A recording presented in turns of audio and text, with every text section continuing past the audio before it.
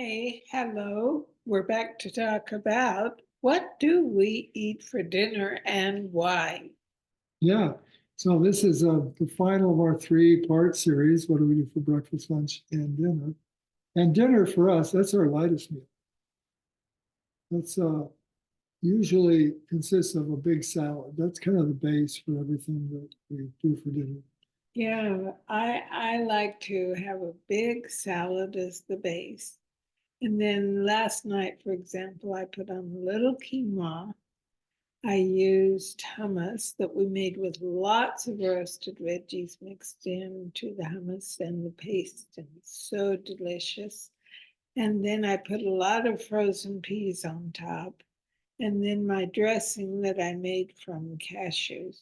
It was so good. Yeah, simple, Big.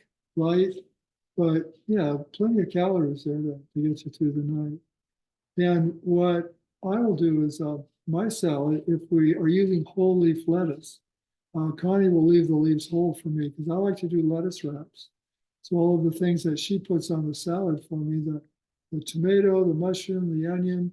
Um, so yeah, did we talk about the mushrooms? Maybe tell me about how you batch the mushrooms all the time. Oh, I cook a large amount, a whole handful of mushrooms, and on our website is the recipe. It's called spicy mushrooms, and we always have like 6 slices of mushrooms each day. They're wonderful, Yeah, have plenty of benefit, even vitamin D. yeah. And that's following Dr. Furman's suggestion that we have mushrooms every day. His G-bombs, his greens, beans, onion, mushrooms, berries, and seeds. You got it. G-bombs. Yep. He recommends a little of that every day. The research has shown that if you have a little every day, it's better than big amounts once a week, kind of thing. So that's how we've incorporated the mushrooms. And so that's in my lettuce wraps. And another thing I'll do, like last night, I just air fried a few tortillas to make them crispy and made tostadas. So I had some beans in the fridge, so I put some beans on, and then all of those salad makings go on top, and there's my tostadas. So it's usually kind of quick and easy. One other thing I thought I'd mention is that we do intermittent fasting. We haven't talked about that in this series, but we've talked about it before. And Connie is working with like a 16-8. She has a 16-hour window when she doesn't eat. So that means she does dinner like around 3 o'clock. 3 o'clock. And I'm doing more of a 14-10. So my dinner is about 5. When I tried to eat in an 8-hour window, I was kind of overeating to get 3 meals in, and eating 2 meals wasn't enough. So I've adjusted my intermittent fasting.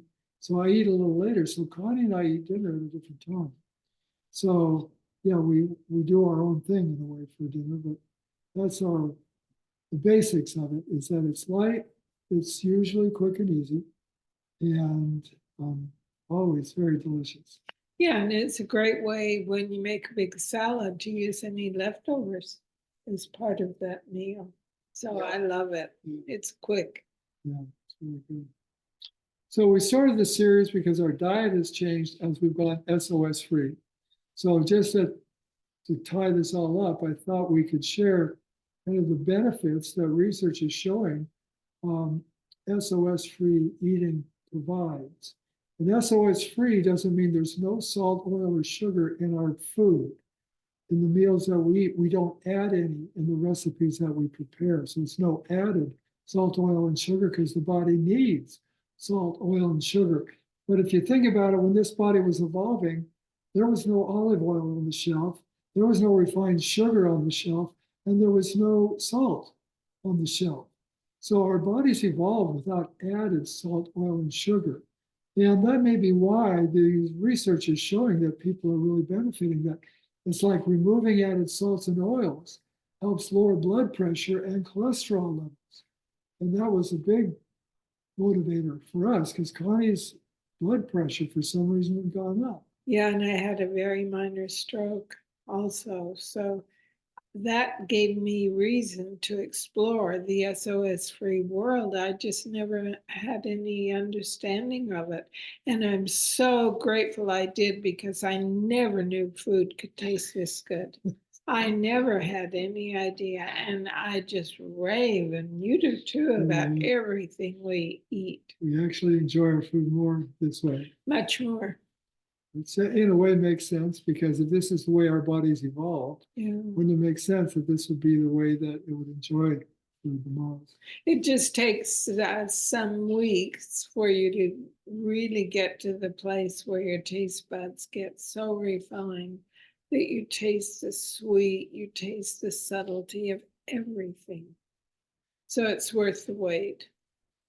Yeah, and speaking of weight, by avoiding added salt, sugar, and oils, it helps with weight management, because when we add the sugars and oils, particularly, we're adding high calorie density to our meals, but low nutrient density, because the oils, although there's benefit in oils, the body needs oil, there's no other nutrients coming with it.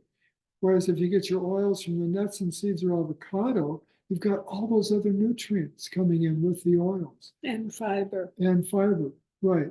And then leaving out salt, the relationship of salt with weight gain is that it's been shown that when food has added salt to it, we tend to eat more. Mm-hmm. So we're upping our calorie intake just because we're wanting to taste the food more, not because our bodies need it more. Okay, so then also by ditching the what do I want to say, processed foods, refined carbs, we're helping and adding the whole fiber of whole foods. We're helping the body to regulate blood sugar levels.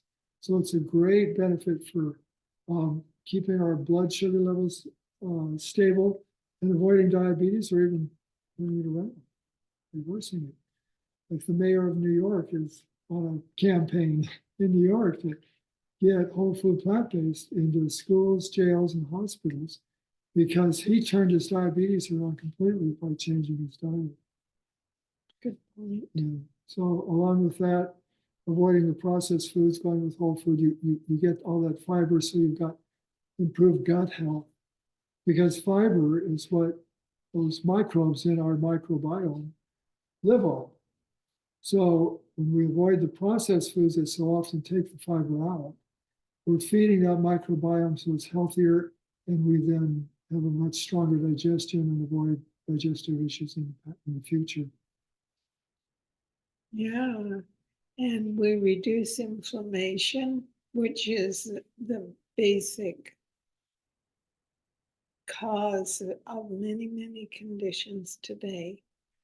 And we get lots of nutrient with whole food plant-based, but really try SOS-free, because that makes all the difference in the yumminess of food. It is unbelievable. And you can take just a step forward too. Going completely SOS-free is a big step, but just try reducing the amount of oil and sugar and salt, and see if you notice a difference. It can have quite an impact. Okay, I think that's it for the series. You want to share the recipe? Yeah, the recipe is so good. And it's in this vegan health bundle that expires at midnight tonight.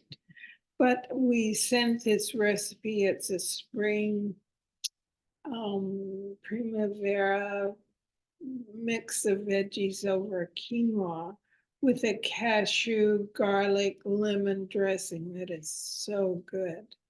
And that's in the collaboration cookbook that's in the bundle.